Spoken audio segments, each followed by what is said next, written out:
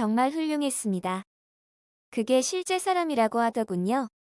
놀랬습니다. 그거 도대체가 어떻게 만드는 겁니까? 정말 궁금해요.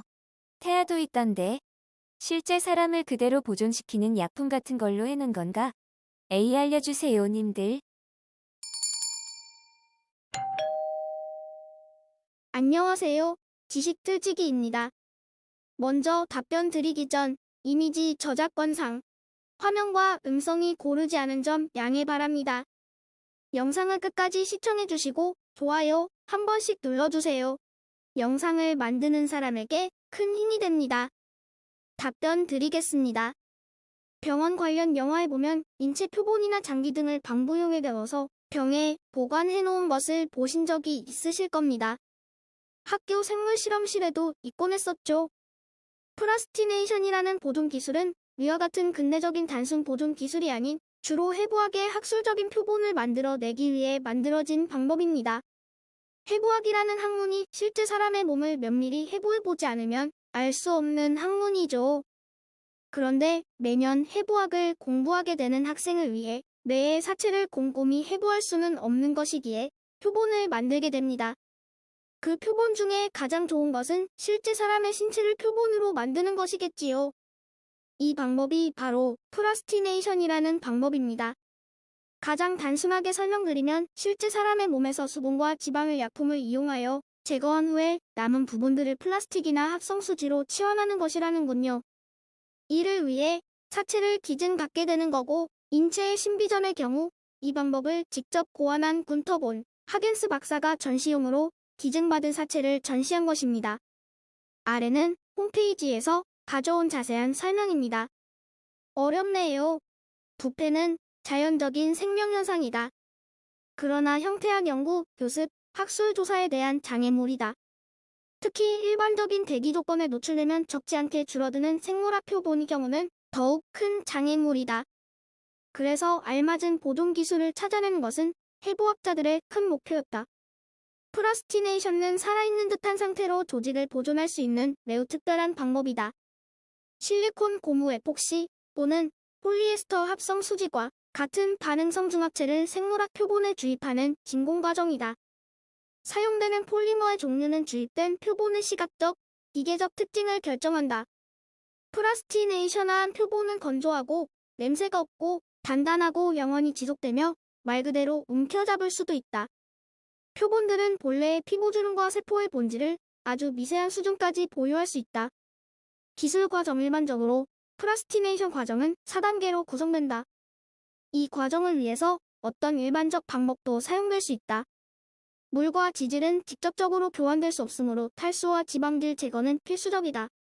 프라스티네이션을 위해서는 아세톤이 가장 이상적이다. 왜냐하면 탈수와 지방질 제거 물질로 작용하면서 진공 과정 중 중간 용매로도 작용하기 때문이다. 표본은 탈수하기 위해서 영하 25도의 차가운 아세톤이 담긴 수도에 3번까지 담근다.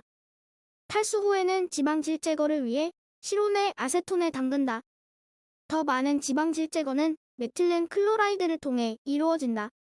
강압적인 주입은 프라스티네이션의 중심 단계이다. 휘발성 용매의 적신 표본은 폴리머 용해제에 담근다. 진공화가 됐을 때 중간 용매가 계속적으로 추출되면서 텅 빈 상태로 남게 된다. 증발한 아세톤은 표본 안에 용량 부족을 일으키면서 대체 물질로 폴리머를 조직 안으로 흡수하게 된다. 보존 처리. 진공 주입 후에는 표본에 사용된 폴리머 종류에 따라 가스, 빛이나 열에 의해 보존 처리된다. 기본적으로 4가지 다른 종류의 표본을 만드는 4가지 프라스티네이션 기술이 있다. 실리콘이 주입된 표본은 구부러지고 탄력이 있으며 주로 수업에 이용된다. 실리콘 기술은 가장 다양한 방면으로 응용될 수 있다. 왜냐하면 어떤 종류의 썩는 조직에도 적당하고 최소의 도구로 만족스러운 결과를 가져오기 때문이다. 중합된 유제로 만들어진 표본들은 실리콘 표본처럼 불투명지만 딱딱하다. 이 기술은 주로 고고학 목재나 1cm보다 두꺼운 얇게 썬 몸체 조각에 사용된다. 얇은 몸체나 장기 조각은 에폭시 수지를 사용해 다른 조직들을 다양하게 채색한 투명한 표본으로 만들어진다. 폴리에스터 공중합체는 특별히 뇌의 슬라이스를 만들 때 신경 섬유와 핵 부분 사이에 구별을 두기 위해 사용된다. 얇은 조각 프라스티네이션 얇은 몸체나 장기 조각의 보존은 더욱 복잡하고 장비와 보조물에 많은 투자가 필요하다. 장비는 고기 슬라이서로 자르고 뼈대를 갖고 있는 몸체 표본은 줄톱으로 28mm 두께로 자르고 철망 사이에 저장되는 동안 화학적으로 가공 처리된다. 주입 후 표본은 얇은 금속 조각이나 유리판 사이에 보존 처리되거나 유리판으로 이루어진 평평한 방 안에서 추가된 수지로 상을 뜨게 된다. 투명한 몸체 조각은 국소의 부면에서 해부학과 병리학적 구조에 관한 상세한 연구를 위해 사용되고 증상이 나타나는 모습과 쉽게 관련시켜진다. 표본의 특정 부분은 일반적인 조직학적 방법으로 더욱 분석 연구될 수 있다. 프라스티네이션은 하이델베르크 대학에서 군터 본 하겐스 의학 박사에 의해 1978년 발명되었다. 이후 이 독특한 과정에서 많은 응용 방법들이 탄생하였다. 프라스티네이션은 전 세계적으로 여러 연구기관에서 실행되고 있으며 오래 쓸 수 있는 점, 지속성, 프라스티네이션한 표본의 높은 수업적 가치로 인해 널리 받아들여지고 있다. 지금까지 지식들찍이었습니다. 다음 영상은 더욱 호기심 많은 질문들로 업데이트될 예정입니다. 구독하시면 일상생활에서 가끔 궁금한 질문들이 함께할 것입니다. 지식과 상식 얻어가세요. 감사합니다.